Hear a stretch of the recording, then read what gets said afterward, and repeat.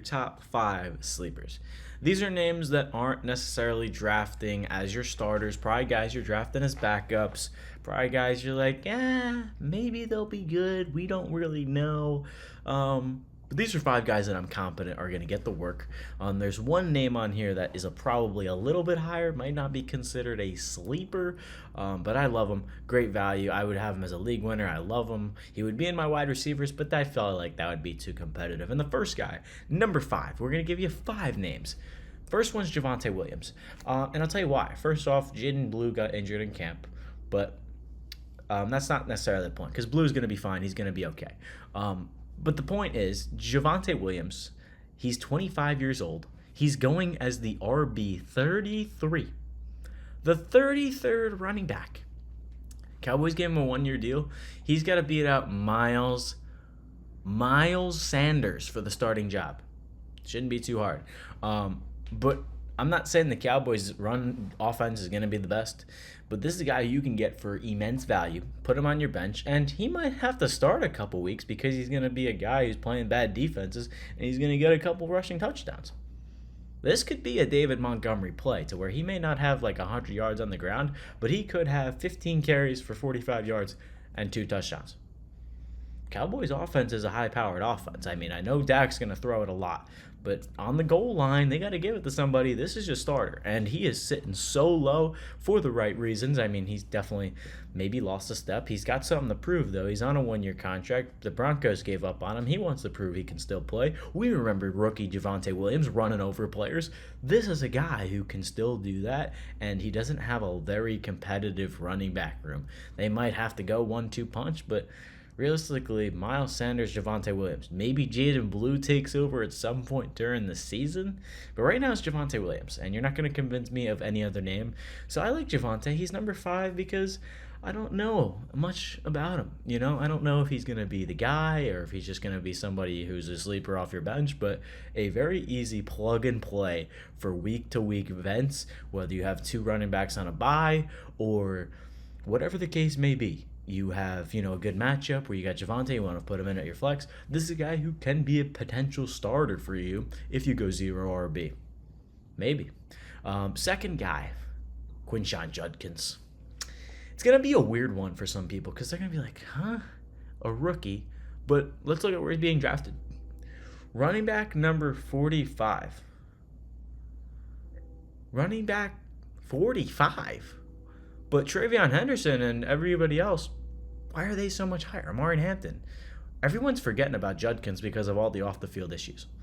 Yes, they're not very good, and right now the Browns are technically starting Jerome Ford, but Jerome Ford didn't play very great last year. And I think it's only a matter of time before he loses the job to Judkins. Judkins, 6 foot, we know what he could do at Ohio State. He ran the rock. He ran you over, or he move out the way. I mean, Judkins is a monster, and there is nobody really competing with him. I mean, you can argue that, this is going to be not his backfield, but I really don't believe that this is a backfield he's going to lose, right?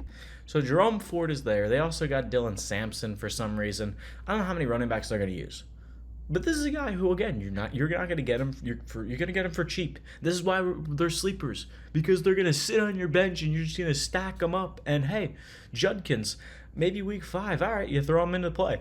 Last year, Chase Brown, a guy who was a similar spot, sat on your bench. Everyone's like, oh, Zach Moss. I was all over Chase Brown, and now everybody wants to draft him this year because he had a great season last year. Don't even get me started. I would love to draft Chase Brown in the 6th round. Now he's going in the 2nd. I don't want to draft him anymore. So Judkins is one of those players where maybe he's not your Chase Brown, but he's definitely not anyone. He doesn't have any kind of. He's bigger and he's so Chase Brown's got so much more loose. So they're definitely not the same, but similar situations as to how they could get thrusted into play because, they don't like what they see from their starter in Jerome Ford. So they think Judkins is better. He gets them goal line work. Boom. That's all you need is a little wiggle room, and boom, you're a starter in the NFL. You're taking over the league as a rookie. And when you're young and when you're a rookie and when you start to take over the game, that's dangerous for fantasy because all the value, all you need is one start, and he could just explode this season. So I love Quinshawn off the bench. Number 3, it's going to be 2 players because you're going to be like, CJ Stroud, he's not really a sleeper. He's pretty well known. Well, going as the quarterback 18, he's actually going as the quarterback 19. He was listed as the quarterback 18 last year. But, I mean, if you look at the bottom right there, 2023, 15 games played, 4,100 yards. It's pretty good. I give him the benefit of the doubt. CJ Stroud had no wide receivers. He had Nico Collins, and then when he got hurt, nobody. When Diggs got hurt, definitely nobody. John Mechie, Xavier Hutchinson, nobody. Tank Dell went down, nobody was open. Jaden Higgins, Nico Collins, Christian Kirk, Jalen Noel, Justin Watson, Braxton Berrios, still John Mechie, who has actually been better in training camp. But if you're thinking, CJ Stroud's a pretty known name, how about somebody we don't know? This is Bryce Young for you. He may be pretty well known, but everyone's sleeping on him for some reason. I don't know why. Finished as the quarterback 20 last year, proved himself a lot, but now he's the quarterback 22. Looked really good in preseason, and I mean really good. That touchdown drive, whew. And maybe it's not Tetero McMillan who's getting the main target. I think McMillan's nice. I think it's the stupidest thing in the world that they compared him to Johnny Manziel. That's just frightening. But anyway, sorry to all the Johnny football lovers. But for Bryce Young, he's in for a good season as well. I think if you honestly want to go with 3 quarterbacks and you draft CJ Stroud, Bryce Young, Geno Smith, Dak Prescott, 3 of those 4 guys, I'd be confident that they can play on a week-to-week basis. And depending on who's starting on what week and who's playing what defense, they have a good shot to be going far this year in terms of the outperforming your ADP. That's all what Sleepers is about. Guys going so late in drafts. As the quarterback 22, do you really think there's going to be 22 other fantasy-relevant quarterbacks than Bryce Young and CJ Stroud? I think that's ludicrous. I think both of these guys are going to be around the top 10. Maybe Bryce Young's at number 12 or number 11, but he's definitely not 22. Worst case scenario, maybe he has a mid-year, maybe he's number 15, maybe I was wrong. But I think he takes that next step this year. Not to say that he's an MVP level quarterback, but to say that he is actually a competitive, competent, top 15, top 20 quarterback in this league. So I think it's tough to say that there's 20 guys better than CJ Stroud and Bryce Young right now. That's what the rankings are. I understand there's running quarterbacks. Justin Fields is way above them. Baker Mayfield. I'm just considering why. And even Jordan Love, who's going as the quarterback 17, not all because he got hurt. Everyone's forgetting about him. He's pretty good. Just saying. Number 2, Braylon Allen. This is going to be a weird one. This is going to throw people off because you're like, that guy is the backup, right? Be wise with those words, my friend. The Jets are out on Breece Hall. They've given up on him. I know Braylon Allen took more of the snaps, but there's reports that they might trade Breece Hall mid-season. And for Braylon Allen to be on the bench, and we already know he's getting work in training camp, he's going to have a third down role. He's going to be your, chunk play guy. This is a player who's not only very talented, but he's a 4th-round pick. They believe in him. And Breece Hall, they're going to try and look to dish him middle of the season because they don't like him. I don't know why. I like Breece Hall a lot. But I think if Breece Hall goes to the Cowboys, that could be a crazy situation. So I like Breece, but it doesn't seem like the Jets are all in on him. So Braylon Allen is going to get more and more and more time. And if Breece Hall gets traded, oh boy, Braylon Allen to the moon. So I'm not saying that Breece Hall is going to get traded, but honestly, even if Breece doesn't get traded, I think it's going to be more of a Travis Etienne, Tank Bigsby split last year. It's going to be 50-50 with these two.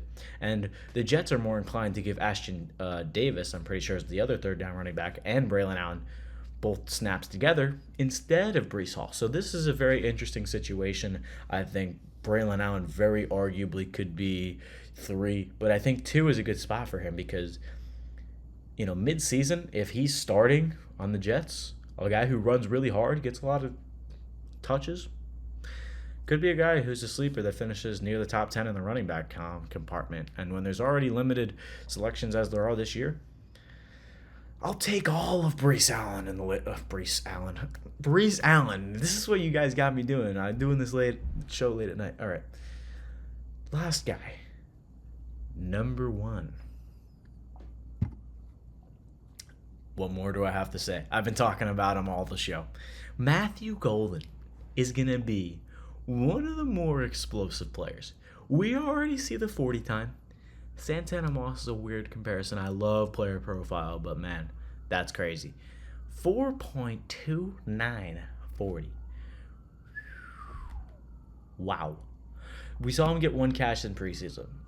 Here's the thing. I don't think it's arguable, but right now, if we look, Braylon Allen was the 49th running back, but Matthew Golden is the 54th wide receiver. I'd like to give Golden maybe like a little bit of a Deebo Samuel comp.